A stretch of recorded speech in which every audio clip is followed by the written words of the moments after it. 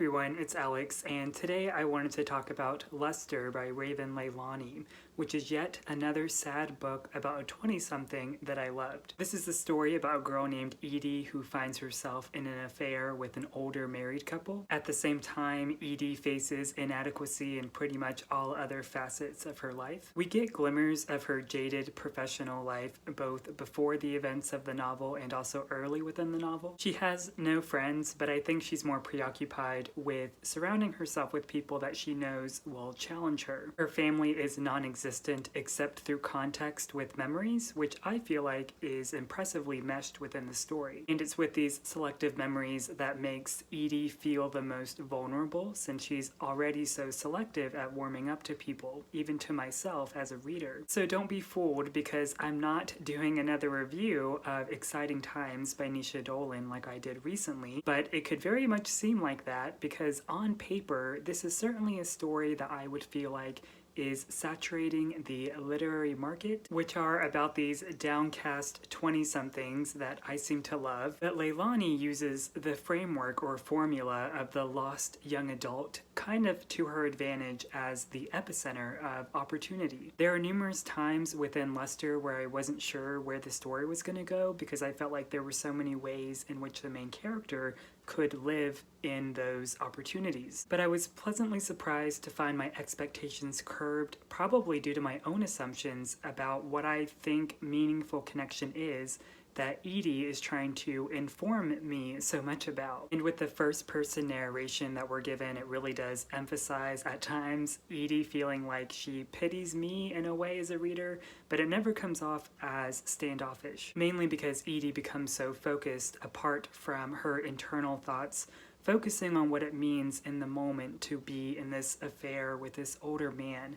as she tries to articulate how she's realizing that she's not immune to wanting connection. And the whole story is an exploration of living in this diorama of life that we might often most feel comfortable in imagining in our heads, versus trying to realistically live in our real life. And with this diorama comparison I'm using, I think for Edie it's a way of that diorama being filled with those memories that I mentioned earlier, but Edie always feeling at the mercy of comparison. I think the setting of New York City is actually a perfect portal for Edie's imagination to go wild, especially later in the book when she takes up some odd jobs. And she situates herself constantly in pop culture by often punctuating her thoughts with references to things like Tumblr or Hey Arnold, which is only a reminder at the contrast between Edie and this older man that she's seeing, if the biggest clue wouldn't have been that already early in the book, their first date is going to Six Flags. And while at Six Flags, actually on top of a roller coaster,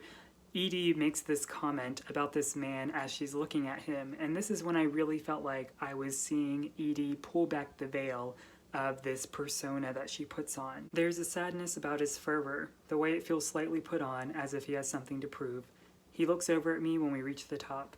The wind cards through his hair. Behind his eyes, I see myself fractured into pieces.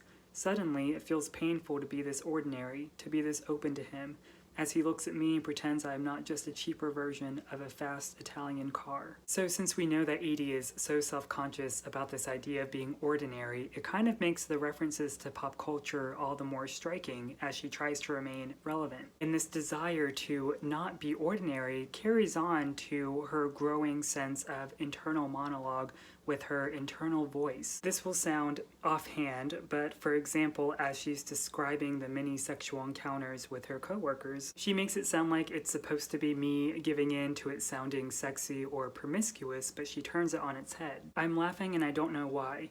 Jerry, who is acquiring all the cancer-centric YA, making bank and soft love to me in the conference room with the aerial view of 30 Rock, and I'm crying and I don't know why. Joey from True Crime, who doesn't read at all, who comes loud and quick and calls me the N-word and then mommy. Jason from STEM textbooks, who wants me to cry just like I did for Jerry, which is an experience I do cry about at home. Adam from Christian Erotica, coming on my face and I feel nothing. And then Jake, one more time, because my keyboard is on the fritz.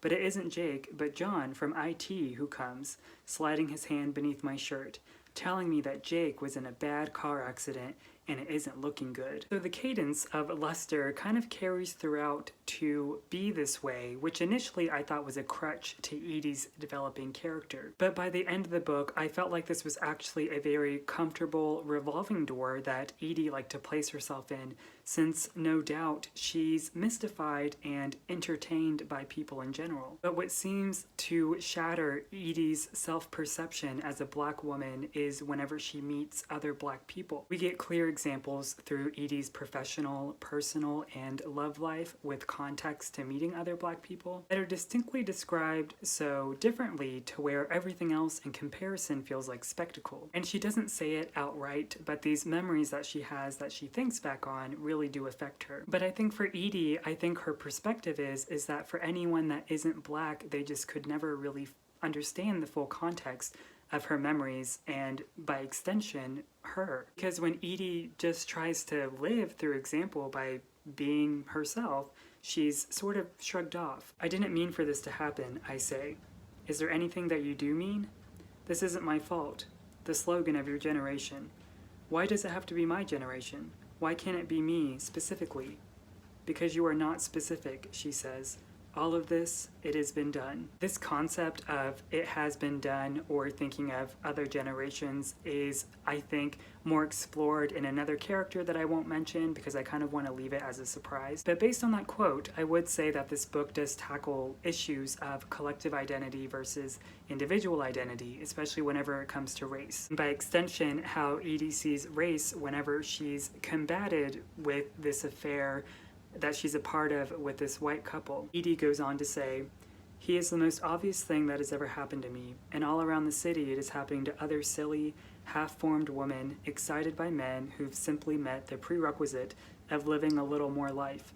A terribly unspecial thing that is just what happens when you keep on getting up and brushing your teeth and going to work and ignoring the whisper that comes to you at night and tells you it would be easier to be dead." So all of this very much feels like build up to ultimately one of the rarest moments of Edie giving a proclamation of who she feels like she is, and she identifies as a painter or an artist. Throughout the book, Edie does comment on her hobby of painting and how she doesn't feel really attached to it anymore. And I can only imagine how frustrating it is with this concept of painting, of literally looking at something in front of you and not being able to depict it with all the resources that you have. And not only is the execution of a painting so different if you were to put like 10 different people in a room, it's that sort of emphasis of a concept that we all look at things differently and we may prioritize what we see over other things. I know that's kind of cheesy, but I think thinking back to Lester as fitting within this category of